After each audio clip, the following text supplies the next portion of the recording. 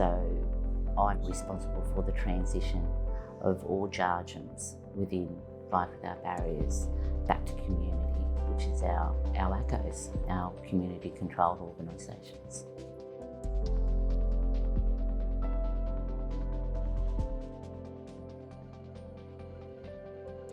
I have seen young people flourish when they've had the opportunity to spend time with other Aboriginal or Torres Strait Islander young people, to particularly connect to country and learn about country and learn about their mob and learn language. It's incredible to see, and it makes such a difference. They know who they are. There's been a piece missing where they didn't know who they were for some of these young people, and connecting to their culture helps them connect to their identity.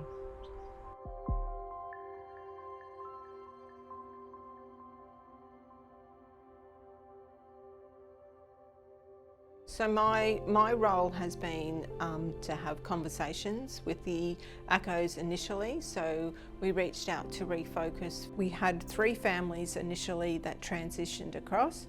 Of those, we had an Aboriginal couple and a young baby go across, and they were more than happy to be supported by Refocus. They actually thought that was a great idea.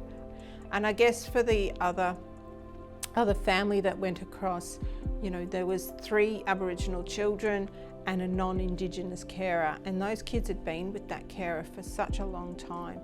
They'd spent majority of their life with that woman. So really, with that being said, it was a no-brainer that she would go with them. We're asking organisations to trust us and believe what we're saying without really knowing us, and it takes time to build those relationships and that trust. And I think it's important that before we're even starting to have a conversation about which families are going to transition, it's connecting with the organisations and getting to know each other, understand how each other works, what our frameworks are, how we've been supporting families in the past, what the challenges might be with the funding or with the types of support that a family has been used to having that need to be shared. Some of the challenges we're seeing at the moment with transition is carer reluctance. And I think that has to do with some of the messaging around that.